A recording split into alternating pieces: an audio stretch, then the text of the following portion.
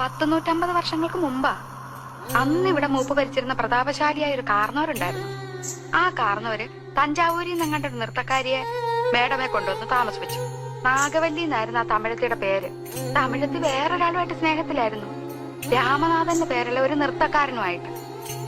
എന്തായാലും ഒരിക്കലും നാഗവല്ലിയെ തിരക്കി നമ്മുടെ തെക്കിനിയുടെ തൊട്ടപ്പുറത്തുള്ള വീടാ പടിപ്പുരയ്ക്കല്. എന്തിനു പറയുന്നു, കാർന്നവരെ എങ്ങനെയോ ഈ രഹസ്യങ്ങളൊക്കെ അറിഞ്ഞു. അന്ന് അർദ്ധരാത്രി നാഗവല്ലിയെ കാർന്നവരെ നമ്മുടെ തെക്കിനിട്ട് വെട്ടിക്കൊന്നുകളഞ്ഞു.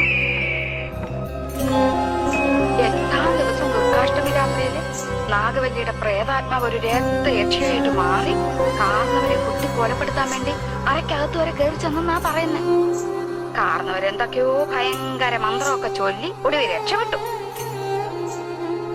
അതീ പിന്നെ നാഗവല്ലിയുടെ പ്രേതാത്മാവ് തീരാപ്പകയോടെ ഈ തറവാട്ടിലൊക്കെ അലഞ്ഞടക്കാൻ തുടങ്ങി. പിന്നെ ആലപ്പാറ പോറ്റിമാര് വന്ന് 61 ദിവസം മാന്ത്രിക ക്രിയകളൊക്കെ നടത്തിയിട്ടാ തമിഴത്തിയുടെ ആത്മാവിനെ ആ തെക്കിനി ബന്ധിച്ചത്.